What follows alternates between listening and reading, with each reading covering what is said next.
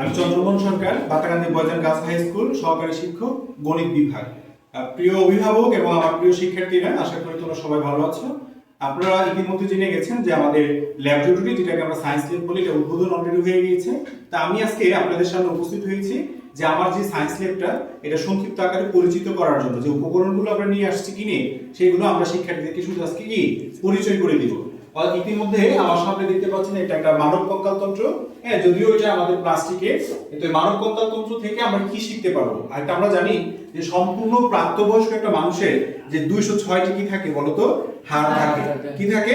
হাড় থাকে। আর আমাদের পুরো মানব কঙ্কালটা অস্থি এবং তরুণাস্থির বিনিময়ে কি হয়? গঠিত হয়, তাই না?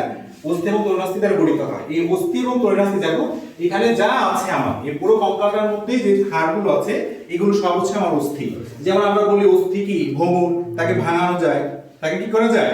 ভাঙা যায়। আমরা এই পুরো মানব কঙ্কাল থেকে এই অংশটা শুধু শিখবো যে আমরা যদি পুরো মস্তিষ্ক নিয়ে আলোচনা করি, তার মাথা থেকে শিখতে পারবো। যদি তার এই যে এগুলোকে বলা হয় বক্ষপিঞ্জর, আমরা জানি মানুষের একটা পূর্ণাঙ্গ বয়সে মানুষের আমার বক্ষপিঞ্জর থাকে 12 জোড়া। কয় জোড়া থাকে? 12 জোড়া। তোমরা এইগুলো গুণে দেখবা, দেখবে এখানে 12 জোড়া থাকে। যাই হোক, তো এটা আমার পুরো মানব কঙ্কাল। আমরা এখান থেকে যে আশাবাদী যে আমাদের যে মানব কঙ্কালের যে কাজ, মানবতন্ত্রের যে কাজ, এই কঙ্কালতন্ত্র থেকে আমরা এখানে কি করতে পারবো? শিখতে পারবো। তারপরে আসেন প্রিয় শিক্ষার্থীরা, আরেকটু সামনে চলে আসো আমার। হ্যাঁ, ইতিমধ্যে আমরা দেখতে পেয়েছি এখানে দেখো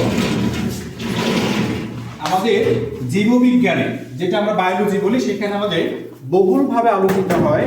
দেখো আমাদের এই মাইক্রোস্কোপটা, হ্যাঁ, এই মাইক্রোস্কোপটার মধ্যে আমরা এখানে লেন্স হয় নাই। এই যে এখানে আমাদের বিভিন্ন রকমের দেখো স্লাইড আছে, স্লাইডের মধ্যে বিভিন্ন সেল আছে, এগুলোকে সেল বলা হয়। অর্থাৎ এখানে কালেক্ট করা। যেমন আমাদের মানব দেহ থেকে যদি আমরা রক্তকণিকা চিহ্নিত করতে যাই, যেমন আমরা জানি রক্তকণিকা 3 প্রকার, এটা তো সবাই জানি, তাই না? কি এটা? লোহিত রক্তকণিকা, শ্বেত রক্তকণিকা, অনুচক্রিকা। আমরা এগুলো কাজও করেছি, তাই না? এই লোহিত রক্তকণিকাটা দেখতে কেমন? আমরা বলেছিলাম যে এটা দ্বি-অবতল চাকতির মতো, তাই না? দ্বি-অবতল চাকতির মতো। কিভাবে দেখবো? যখন আমরা কারো ব্লাড যদি কালেক্ট করে এই স্লাইডে যদি আমরা বসাই নেই, তখন এই স্লাইডটা ঠিক আমরা এই যে এখানে বসাবো। যদি আমরা এক্সপ্লেন করছি না, হ্যাঁ, জাস্ট বোঝানোর জন্য আর কি। তো এই যন্ত্রটার নাম কি তাহলে? বলো। মাইক্রোস্কোপ, যেটাকে আমরা বলি কি? অণুবীক্ষণ যন্ত্র। ধন্যবাদ। তারপরে আমাদের বহুল যে আলোচিত হয়, দেখো আমরা রসায়নে অনেকগুলো যৌগ নিয়ে কাজ করেছি। তোমরা ইতিমধ্যে জানো যে দেখো আমরা যখন ক্ষার এবং ক্ষারকের পরীক্ষা করতে গিয়েছিলাম, তখন আমরা বলেছিলাম যে যদি অক্সিজেন থাকে তাহলে এটাকে কি বলা হয়? ক্ষারক বলা হয়। আর ক্ষার কখন বলা হবে? ওএইচ আয়ন থাকলে, তাই না? কি থাকলে? ওএইচ আয়ন থাকলে। দেখো তার মানে আমরা এটা দেখে কিন্তু বুঝতেছি যে এটা ক্যালসিয়াম অক্সাইড, তার মানে এটা ক্ষার হবে না ক্ষারক হবে? ক্ষারক হবে। Very good. তার মানে একদিন আমরা শুধু বইতে পড়ে আসছি যে ক্যালসিয়াম অক্সাইড দেখতে কেমন যেন হয়, বা ম্যাগনেসিয়াম অক্সাইড দেখতে কেমন হয়, সালফিউরিক অ্যাসিড দেখতে কেমন হয়, সেটা আমরা শুধু কল্পনাতে পড়েছি। কিন্তু আমরা এখন কি এক্সপেরিমেন্ট আকারে সেটা সরাসরি আমরা দেখতে পাবো। পরবর্তীতে দেখো এমন করে আমাদের এখানে আরো অনেকগুলো উপকরণ আছে এগুলো ভিতরে। যেমন এটা আমরা পড়ে আসছি সোডিয়াম কার্বনেট। দেখো এই যে সোডিয়াম কার্বনেট, এটা যখন আমরা এক্সপেরিমেন্টে করাবো তখন আমরা দেখতে পাবো। এরপর বহুল আলোচিত যে দেখো আমরা প্রায় সময় বলি যে বিভিন্ন শাকসবজিতে, বিভিন্ন ফলমূলে, বা আমাদের মৃত মানুষ সংরক্ষণে বা মাছ মাংসতে আমাদের কি ব্যবহার করা হয়? ফরমালিন ব্যবহার করা হয়। যদিও এটা আমাদের কি ব্যবহার করার মানে নরমালি ব্যবহার করার কোনো কি নাই, আমাদের নির্দেশ দেওয়া নাই। যদিও এটা আমাদের ল্যাব, এর জন্য সংরক্ষণ করার জন্য আমরা এই ফরমালিনটা নিয়ে আসছি। তো ফরমালিনের ব্যবহার তোমরা অনেক কিছু জানো। তারপরে দেখো আমরা পরে আসছি পটাশিয়াম কার্বনেট দেখতে কেমন হয়, এটা নিয়ে আমরা এখানে দেখতে পারবো, আলোচনা করব। তারপর দেখো আমরা বলেছি যে ধাতুর সাথে যখন হ্যালোজেন বিক্রিয়া করে তখন সেটাকে লবণ বলা হয়, তাই না? তাহলে এই সোডিয়াম ক্লোরাইড একটা কি বলতো? লবণ। তাহলে এটা দেখে আমরা বুঝতে পারবো ইজিলি ভাবে যে এটা আমাদের লবণের কাজ করছে। অনুরূপ ভাবে যেমন এখানে আছে দেখো কপার সালফেট, তারপর হচ্ছে এখানে আমাদের ম্যাগনেসিয়াম সালফেট। এরপর হচ্ছে আমাদের যে আমরা কেমিস্ট্রি যখন করেছি, এই কেমিস্ট্রি করাতে গিয়ে আমাদের কিছু ভয়ঙ্কর ব্যাপার নিয়ে আমরা আলোচনা করেছি। বলেছিলাম যে সালফুরিক অ্যাসিড এতটাই তীব্রতর যে তাকে কখনো যদি কোনো হাতের স্পর্শে চলে আসে তাহলে কি হাতে লাগে, হাতটা কি হয়ে যাবে? টোটালি ফুটো হয়ে যাবে বা গলে যাবে। এটা যদি আমি সামনে আনতেছি না, একটু সামনে আসবেন এখানে।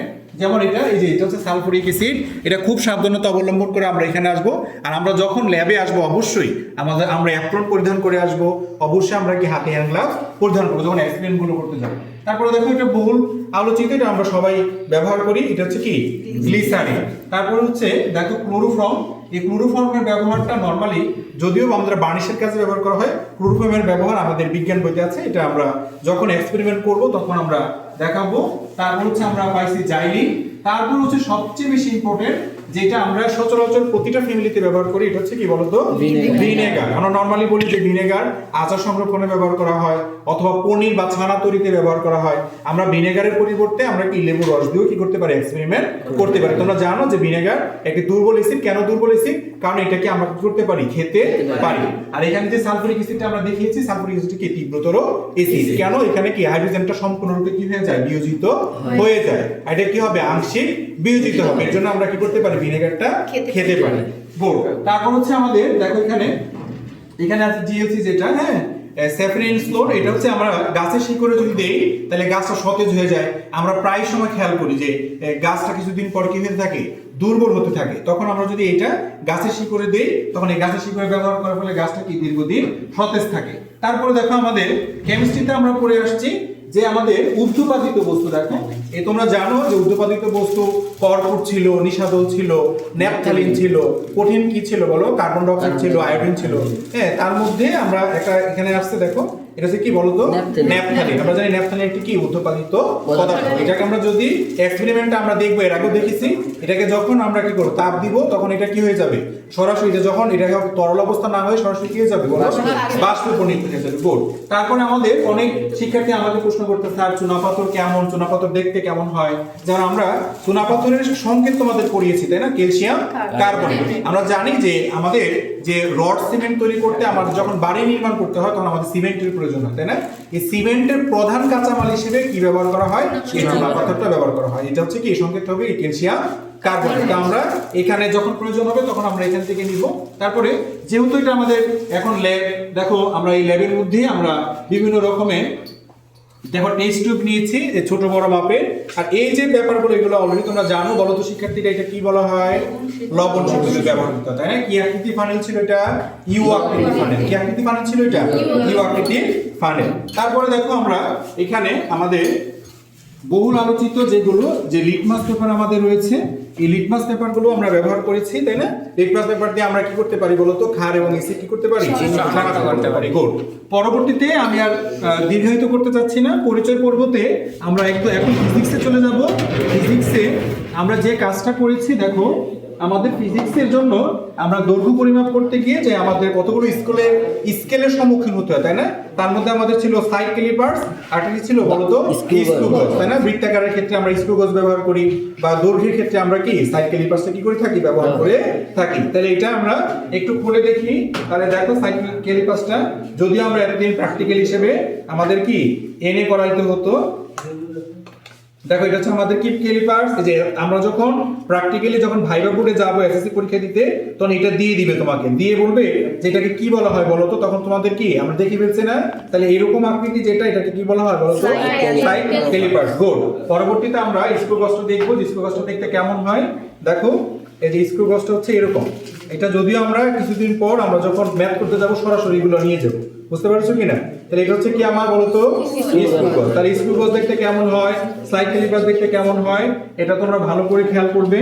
তারপরে হচ্ছে আমাদের দেখো এখানে বহুল আলোচিত যে আমরা স্প্রিং এর যে নীতি আমরা যখন এই কাজ ক্ষমতা শক্তিতে যখন পড়েছিলাম যে তখন আমাদের কিন্তু কি ছিল স্প্রিং এর ব্যবহার ছিল না। স্প্রিং এর ক্ষেত্রে আমরা পড়িয়েছি যে স্প্রিং বল F = -kx। এইটা হচ্ছে স্প্রিং নীতি, বুঝতে পারছো কিনা। স্প্রিং জাতীয় যত ম্যাথ আছে আমরা এখান থেকে কি করতে পারবো বলো তো করতে পারবো। তারপরে আমরা এখান থেকে দেখো আমরা এটাকে কি বলা হয়, তোমরা সবাই জানো যে এই যে এটা হচ্ছে আমাদের রসায়নে ব্যবহার করা হয়। যে কখনো যদি কোনো বস্তু তাপ দিতে হয় তাহলে আমি কি এখানে কাঠের বস্তু ব্যবহার করলে হবে না। এটাকে বলে ত্রিপদী স্ট্যান্ড। কি বলা হয় এটাকে? ত্রিপদী স্ট্যান্ড। এই ত্রিপদী স্ট্যান্ডটা তো এখন আমি যদি এটার উপর কি করতে পারবো না, সরাসরি আগুন ধরাইতে পারবো না। এর জন্য দেখো আমাকে এখানে তার জালি ব্যবহার করা হয়। এটার উপরে রেখে আমি কি করতে পারবো তাপ দিতে পারবো। এর জন্য এটাকে কি বলা হয়? এটা হচ্ছে তার জালি আমাদের। যাই হোক ওভারঅল। তারপরে দেখো আমাদের এখানে কিছু নাইফ আছে, তারপরে পরিমাপ করার জন্য আমাদের স্টেপ আছে। হ্যাঁ এই যে এগুলো আছে দেখো, এগুলো আমরা আবার পরবর্তীতে আবার যখন এক্সপেরিমেন্ট করব তখন আলোচনা করব। এরপর আমাদের বহুল ব্যবহৃত দেখো, এই যে আমি এই কথাগুলো তোমাদেরকে ওই দিন বলেছিলাম যে আমাদের কিছু আয়না আছে। দেখো আমরা যখন ফিজিক্সে যখন অষ্টম অধ্যায় পড়বো আলোর প্রতিফলন প্রতিসরণে, যে আমরা অনেকেই অবতল আয়না এবং কি বলো উত্তল দর্পণ যেটাকে বলি, উত্তল দর্পণ অবতল দর্পণ এগুলো কিন্তু আমরা সহজে চিনি না, তাই না? তাহলে এখন থেকে আমাদের আর ঝামেলা হবে না, এগুলো আমরা যখন এক্সপেরিমেন্টে যাব তখন আমরা আরো ক্লিয়ারলি ভাবে তোমাদেরকে দেখাইতে পারবো। তাহলে এখানে আমাদের দুই ধরনের আয়না রয়েছে, একটা উত্তল দর্পণ আর হচ্ছে কি অবতল দর্পণ। এই হচ্ছে আমার ওভারঅল কথা। তো আশা করি প্রিয় শিক্ষার্থীরা আমরা এই সায়েন্স ল্যাবের মাধ্যমে আমাদের সামনের সামগ্রিক যে বিষয়গুলো আছে, যে হাতে যে সময়গুলো, আমরা সবাই উপকৃত হতে পারবো, তোমরা অনেক কিছু শিখতে পারবে। আর আমার এই প্রতিষ্ঠানের জন্য তোমরা সবাই মন থেকে দোয়া করবে, আমরা যেন এই প্রতিষ্ঠানটাকে তিতাসের মধ্যে কি একদম আমার যেন পাশের তালিকায় যেন আমার কি প্রতিষ্ঠানটা নাম লিখে দিতে পারি। এটা তোমাদের মাধ্যমে কি সম্ভব। তোমরা পরিশ্রম করলে, আমরা পরিশ্রম করলে, ভালোভাবে পড়াশোনা করলে অবশ্যই ক্ষেত্রে ভালো একটা রেজাল্ট তৈরি করা সম্ভব। তো আমরা পরবর্তীতে যখন এক্সপেরিমেন্ট করব বাকি সবগুলো নিয়ে কাজ করতে হবে আস্তে আস্তে ধীরে ধীরে। এখন পরবর্তীতে জাস্ট একটা বাকি আছে, একটু পিছনে দেখেন, এই যে আমাদের রসায়নের যে পিরিয়ডিক টেবিলটা, পর্যায় সারণীটা, এটা আমাকে বলা হয়নি। তো এটা হচ্ছে আমাদের পর্যায় সারণী। এখান থেকে আমরা যে 118টা মৌলের যে ব্যাপারটা, এটা আমরা ইজিলি ভাবে দেখতে পারবো। তো প্রিয় শিক্ষার্থীরা, আমরা আগামী পর্বে আমরা আবার এক্সপেরিমেন্ট নিয়ে আলোচনা করব। তো এই ছিল আমার আজকে কথা। তোমরা সবাই ভালো থাকো, সুস্থ থাকো। আসসালামু আলাইকুম।